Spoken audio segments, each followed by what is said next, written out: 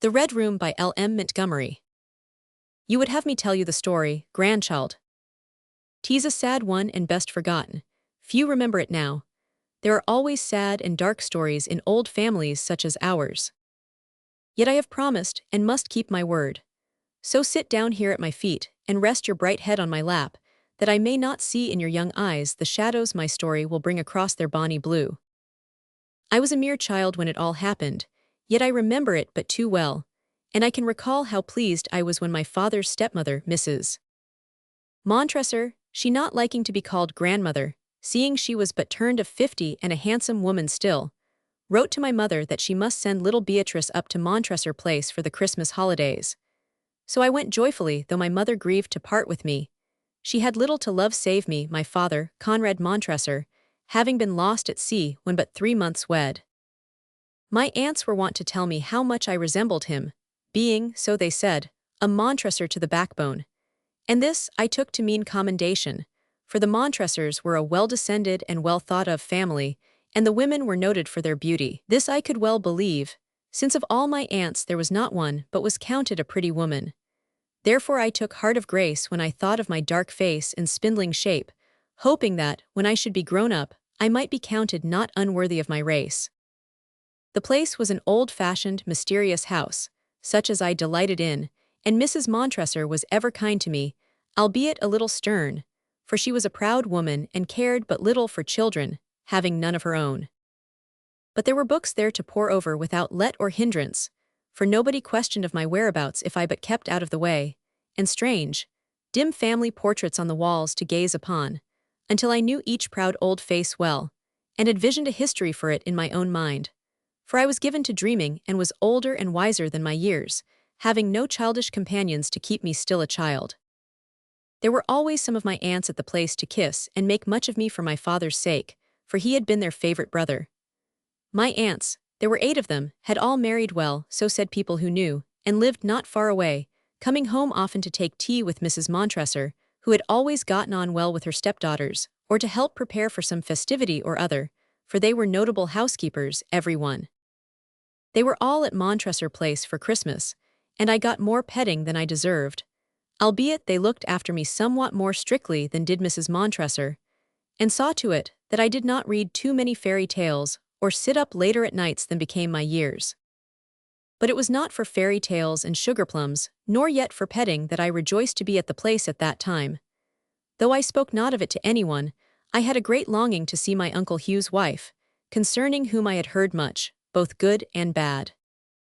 My Uncle Hugh, albeit the oldest of the family, had never married until now, and all the countryside rang with talk of his young wife. I did not hear as much as I wished, for the gossips took heed to my presence when I drew Einar and turned to other matters. Yet, being somewhat keener of comprehension than they knew, I heard and understood not a little of their talk. And so I came to know that neither proud Mrs. Montresor, nor my good aunts, nor even my gentle mother, looked with overmuch favor on what my Uncle Hugh had done. And I did hear that Mrs. Montresor had chosen a wife for her stepson, of good family and some beauty, but that my Uncle Hugh would have none of her, a thing Mrs. Montresor found hard to pardon, yet might so have done had not my uncle, on his last voyage to the Indies, for he went often in his own vessels, married and brought home a foreign bride, of whom no one knew aught save that her beauty was a thing to dazzle the day, and that she was of some strange alien blood such as ran not in the blue veins of the Montresors. Some had much to say of her pride and insolence, and wondered if Mrs. Montresor would tamely yield her mistressship to the stranger. But others, who were taken with her loveliness and grace, said that the tales told were born of envy and malice, and that Alicia Montresor was well worthy of her name and station. So I halted between 2 opinions and thought to judge for myself. But when I went to the place, my Uncle Hugh and his bride were gone for a time, and I had even to swallow my disappointment and bide their return with all my small patience. But my aunts and their stepmother talked much of Alicia, and they spoke slightingly of her, saying that she was but a light woman, and that no good would come of my Uncle Hugh's having wed her, with other things of a like nature. Also they spoke of the company she gathered around her, thinking her to have strange and unbecoming companions for a Montresor. All this I heard and pondered much over, although my good aunts supposed that such a chit as I would take no heed to their whisperings. When I was not with them, helping to whip eggs and stone raisins, and being watched to see that I ate not more than 1 out of 5, I was surely to be found in the wing hall, poring over my book and grieving that I was no more allowed to go into the red room. The wing hall was a narrow one and dim, connecting the main rooms of the place with an older wing, built in a curious way. The hall was lighted by small, square-paned windows, and at its end, a little flight of steps led up to the red room. Whenever I had been at the place before, and this was often, I had passed much of my time in this same red room. It was Mrs. Montresor's sitting room then, where she wrote her letters and examined household accounts, and sometimes had an old gossip in to tea. The room was low-ceilinged and dim, hung with red damask, and with odd, square windows high up under the eaves, and a dark wainscoting all around it. And there I loved to sit quietly on the red sofa and read my fairy tales, or talk dreamily to the swallows fluttering crazily against the tiny panes. When I had gone this Christmas to the place, I soon bethought myself of the red room, for I had a great love for it. But I had got no further than the steps when Mrs. Montresor came sweeping down the hall in haste, and catching me by the arm, pulled me back as roughly as if it had been Bluebeard's chamber itself into which I was venturing.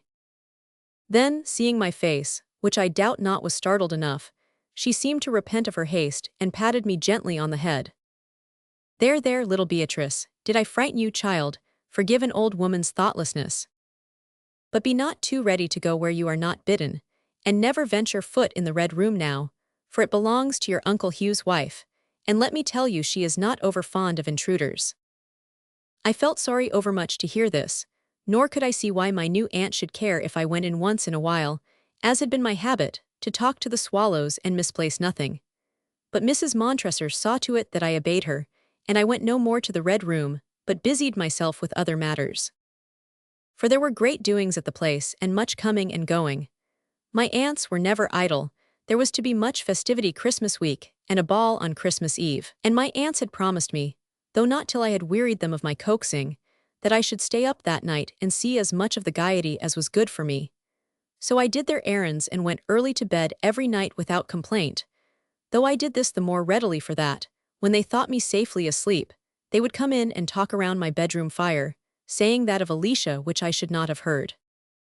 At last came the day when my Uncle Hugh and his wife were expected home, though not until my scanty patience was well nigh wearied out, and we were all assembled to meet them in the great hall, where a ruddy firelight was gleaming.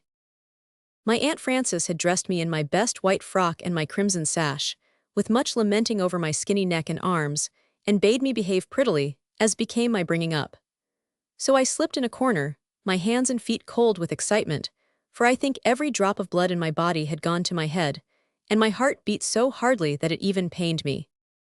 Then the door opened, and Alicia, for so I was used to hearing her called, nor did I ever think of her as my aunt in my own mind, came in, and a little in the rear my tall, dark uncle.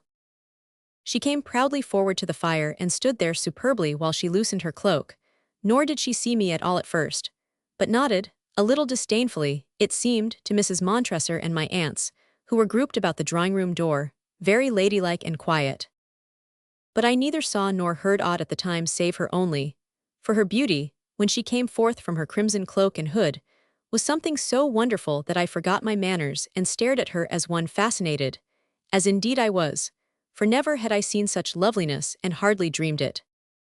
Pretty women I had seen in plenty, for my aunts and my mother were counted fair, but my uncle's wife was as little like to them as a sunset glow to pale moonshine or a crimson rose to white day lilies.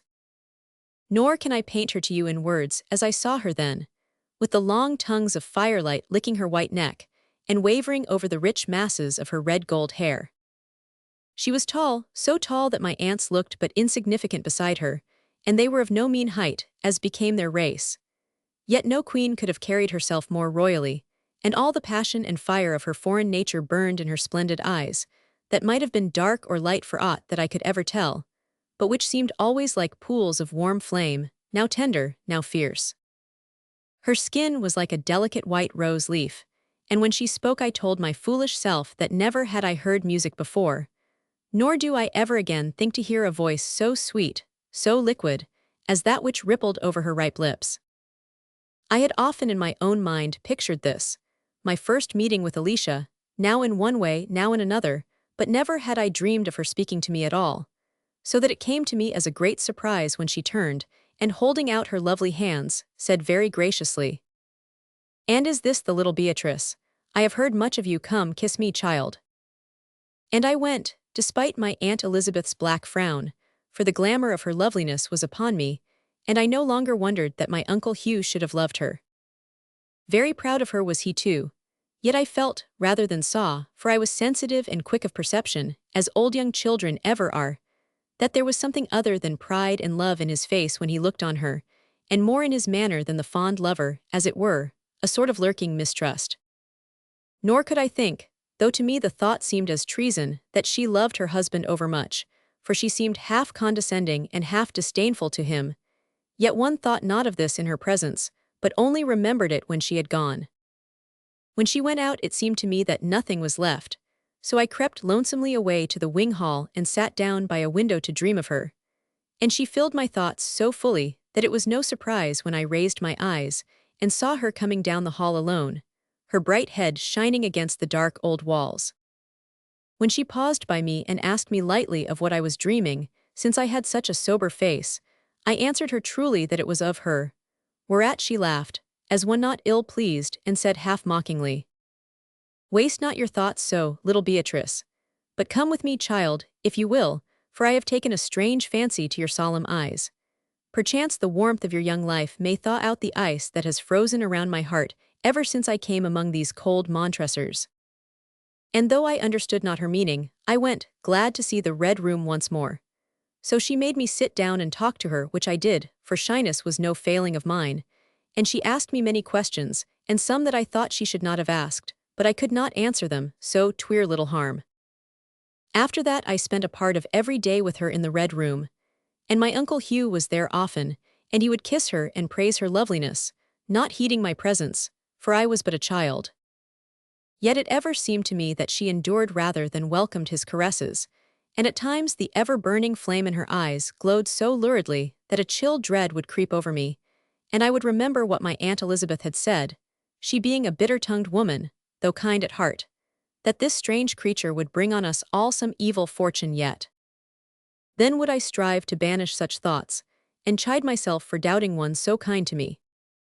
When Christmas Eve drew nigh, my silly head was full of the ball day and night, but a grievous disappointment befell me, for I awakened that day very ill with a most severe cold, and though I bore me bravely, my aunts discovered it soon, when, despite my piteous pleadings, I was put to bed, where I cried bitterly and would not be comforted. For I thought I should not see the fine folk, and more than all, Alicia. But that disappointment at least was spared me, for at night she came into my room, knowing of my longing, she was ever indulgent to my little wishes. And when I saw her, I forgot my aching limbs and burning brow, and even the ball I was not to see, for never was mortal creature so lovely as she, standing there by my bed. Her gown was of white, and there was nothing I could liken the stuff to save moonshine falling athwart a frosted pane, and out from it swelled her gleaming breast and arms, so bare that it seemed to me a shame to look upon them. Yet it could not be denied they were of wondrous beauty, white as polished marble. And all about her snowy throat and rounded arms, and in the masses of her splendid hair, were sparkling, gleaming stones, with hearts of pure light, which I know now to have been diamonds, but knew not then, for never had I seen aught of their like. And I gazed at her, drinking in her beauty until my soul was filled, as she stood like some goddess before her worshipper. I think she read my thought in my face and liked it, for she was a vain woman, and to such even the admiration of a child is sweet. Then she leaned down to me, until her splendid eyes looked straight into my dazzled ones. "Tell me, little Beatrice, for they say the word of a child is to be believed, tell me, do you think me beautiful?" I found my voice, and told her truly that I thought her beautiful beyond my dreams of angels, as indeed she was, whereat she smiled as one well pleased. Then my Uncle Hugh came in, and though I thought that his face darkened as he looked on the naked splendor of her breast and arms, as if he liked not that the eyes of other men should gloat on it, yet he kissed her with all a lover's fond pride, while she looked at him half-mockingly. Then said he, "Sweet, will you grant me a favor?" And she answered, "It may be that I will." And he said, "Do not dance with that man tonight, Alicia. I mistrust him much. His voice had more of a husband's command than a lover's entreaty. She looked at him with some scorn, but when she saw his face grow black, for the Montressors brooked scant disregard of their authority, as I had good reason to know, she seemed to change, and a smile came to her lips, though her eyes glowed balefully. Then she laid her arms about his neck, and though it seemed to me that she had as soon strangled as embraced him, her voice was wondrous sweet and caressing as she murmured in his ear. He laughed and his brow cleared, though he said still sternly, "Do not try me too far, Alicia." Then they went out, she a little in advance and very stately. After that my aunts also came in, very beautifully and modestly dressed, but they seemed to me as nothing after Alicia. For I was caught in the snare of her beauty, and the longing to see her again so grew upon me that after a time I did an undutiful and disobedient thing. I had been straitly charged to stay in bed, which I did not, but got up and put on a gown. For it was in my mind to go quietly down, if by chance I might again see Alicia, myself unseen. But when I reached the great hall I heard steps approaching, and having a guilty conscience, I slipped aside into the blue parlor, and hid me behind the curtains, lest my aunts should see me. Then Alicia came in, and with her a man whom I had never before seen. Yet I instantly bethought myself of a lean black snake, with a glittering and evil eye, which I had seen in Mrs. Montressor's garden 2 summers agone, and which was like to have bitten me. John, the gardener, had killed it, and I verily thought that if it had a soul, it must have gotten into this man. Alicia sat down and he beside her, and when he had put his arms about her, he kissed her face and lips. Nor did she shrink from his embrace, but even smiled and leaned nearer to him with a little smooth motion, as they talked to each other in some strange, foreign tongue. I was but a child and innocent, nor knew I aught of honor and dishonor. Yet it seemed to me that no man should kiss her save only my Uncle Hugh, and from that hour I mistrusted Alicia, though I understood not then what I afterwards did. And as I watched them, not thinking of playing the spy, I saw her face grow suddenly cold, and she straightened herself up and pushed away her lover's arms. Then I followed her guilty eyes to the door, where stood my Uncle Hugh, and all the pride and passion of the Montressors sat on his lowering brow. Yet he came forward quietly as Alicia, and the snake drew apart and stood up. At first he looked not at his guilty wife but at her lover, and smote him heavily in the face. Whereat he, being a coward at heart, as are all villains, turned white and slunk from the room with a muttered oath, nor was he stayed. My uncle turned to Alicia, and very calmly and terribly he said, "From this hour you are no longer wife of mine." And there was that in his tone, which told that his forgiveness and love should be hers nevermore. Then he motioned her out and she went, like a proud queen, with her glorious head erect and no shame on her brow. As for me, when they were gone I crept away, dazed and bewildered enough, and went back to my bed, having seen and heard more than I had a mind for, as disobedient people and eavesdroppers ever do. But my Uncle Hugh kept his word, and Alicia was no more wife to him, save only in name. Yet of gossip or scandal there was none, for the pride of his race kept secret his dishonor, nor did he ever seem other than a courteous and respectful husband. Nor did Mrs. Montressor and my aunts, though they wondered much among themselves, learn aught, for they dared question neither their brother nor Alicia, who carried herself as loftily as ever, and seemed to pine for neither lover nor husband. As for me, no one dreamed I knew aught of it, and I kept my own counsel as to what I had seen in the blue parlor on the night of the Christmas ball.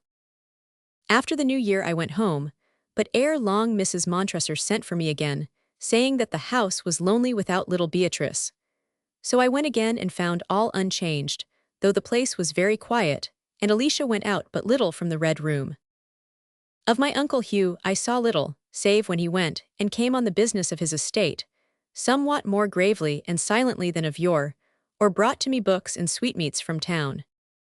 But every day I was with Alicia in the Red Room, where she would talk to me, oftentimes wildly and strangely, but always kindly. And though I think Mrs. Montressor liked our intimacy none too well, she said no word, and I came and went as I listed with Alicia, though never quite liking her strange ways and the restless fire in her eyes. Nor would I ever kiss her, after I had seen her lips pressed by the snakes, though she sometimes coaxed me, and grew pettish and vexed when I would not. but she guessed not my reason. March came in that year like a lion, exceedingly hungry and fierce, and my Uncle Hugh had ridden away through the storm nor thought to be back for some days. In the afternoon I was sitting in the wing hall, dreaming wondrous daydreams, when Alicia called me to the Red Room. And as I went, I marveled anew at her loveliness, for the blood was leaping in her face and her jewels were dim before the luster of her eyes. Her hand, when she took mine, was burning hot, and her voice had a strange ring. "Come, little Beatrice," she said. "Come talk to me, for I know not what to do with my lone self today. Time hangs heavily in this gloomy house. I do verily think this Red Room has an evil influence over me. See if your childish prattle can drive away the ghosts that riot in these dark old corners, ghosts of a ruined and shamed life. Nay, shrink not, do I talk wildly? I mean not all I say, my brain seems on fire, little Beatrice. Come, it may be you know some grim old legend of this room, it must surely have one. Never was place fitter for a dark deed. Tush, never be so frightened, child, forget my vagaries. Tell me now and I will listen." Whereat she cast herself lithely on the satin couch, and turned her lovely face on me, so I gathered up my small wits and told her what I was not supposed to know. How that, generations agone, a Montresor had disgraced himself and his name, and that, when he came home to his mother, she had met him in that same Red Room and flung at him taunts and reproaches, forgetting whose breast had nourished him, and that he, frantic with shame and despair, turned his sword against his own heart and so died. But his mother went mad with her remorse, and was kept a prisoner in the Red Room until her death. So lamely told I the tale, as I had heard my Aunt Elizabeth tell it, when she knew not I listened or understood. Alicia heard me through and said nothing, save that it was a tale worthy of the Montresors. Whereat I bridled, for I too was a Montresor and proud of it. But she took my hand soothingly in hers and said, "Little Beatrice, if tomorrow or the next day they should tell you, those cold, proud women, that Alicia was unworthy of your love, tell me, would you believe them?" And I, remembering what I had seen in the blue parlor, was silent, for I could not lie. So she flung my hand away with a bitter laugh, and picked lightly from the table Einar a small dagger with a jeweled handle. It seemed to me a cruel-looking toy, and I said so. Whereat she smiled and drew her white fingers down the thin, shining blade in a fashion that made me cold. "Such a little blow with this," she said. "Such a little blow, and the heart beats no longer, the weary brain rests, the lips and eyes smile never again. 'Twere a short path out of all difficulties, my Beatrice." And I, understanding her not, yet shivering, begged her to cast it aside, which she did carelessly, and putting a hand under my chin, she turned up my face to hers. "Little, grave-eyed Beatrice, tell me truly, would it grieve you much if you were never again to sit here with Alicia in the same Red Room?" And I made answer earnestly that it would, glad that I could say so much truly. Then her face grew tender and she sighed deeply. Presently she opened a quaint, inlaid box and took from it a shining gold chain of rare workmanship and exquisite design, and this she hung around my neck, nor would suffer me to thank her but laid her hand gently on my lips. "Now go," she said. "But ere you leave me, little Beatrice, grant me but the one favor, it may be that I shall never ask another of you. Your people, I know, those cold Montresors, care little for me, but with all my faults I have ever been kind to you. So, when the morrows come, and they tell you that Alicia is as one worse than dead, think not of me with scorn only but grant me a little pity. For I was not always what I am now, and might never have become so had a little child like you been always Einar me, to keep me pure and innocent.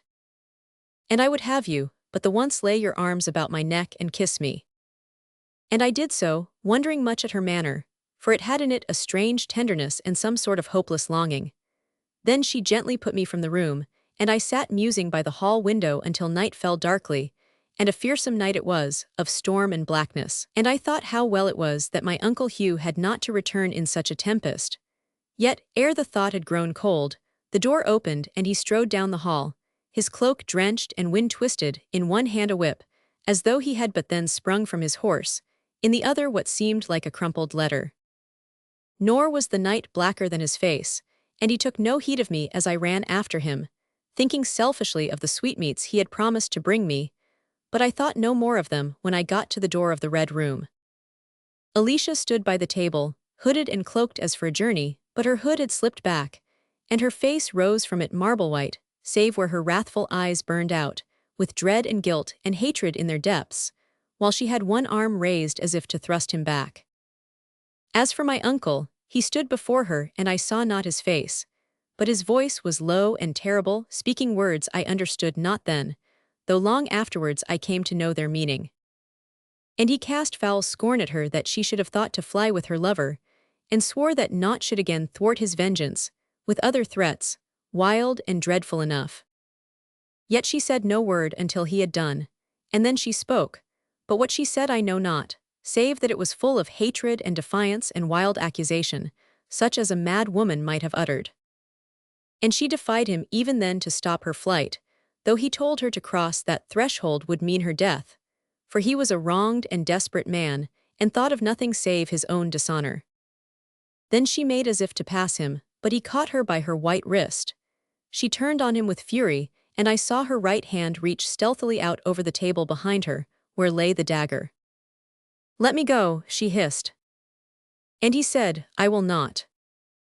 Then she turned herself about, and struck at him with the dagger, and never saw I such a face as was hers at the moment.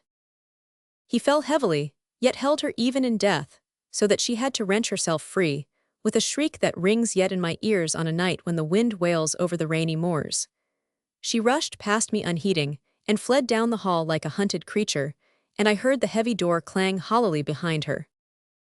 As for me, I stood there looking at the dead man, for I could neither move nor speak and was like to have died of horror. And presently I knew nothing, nor did I come to my recollection for many a day, when I lay abed, sick of a fever and more like to die than live. So that when at last I came out from the shadow of death, my Uncle Hugh had been long cold in his grave, and the hue and cry for his guilty wife was well nigh over, since naught had been seen or heard of her since she fled the country with her foreign lover. When I came rightly to my remembrance, they questioned me as to what I had seen and heard in the Red Room, and I told them as best I could, though much aggrieved that to my questions they would answer nothing save to bid me to stay still and think not of the matter. Then my mother, sorely vexed over my adventures, which in truth were but sorry ones for a child, took me home. Nor would she let me keep Alicia's chain, but made away with it, how I knew not and little cared, for the sight of it was loathsome to me. It was many years ere I went again to Montresor Place, and I never saw the Red Room more, for Mrs. Montresor had the old wing torn down, deeming its sorrowful memories dark heritage enough for the next Montresor.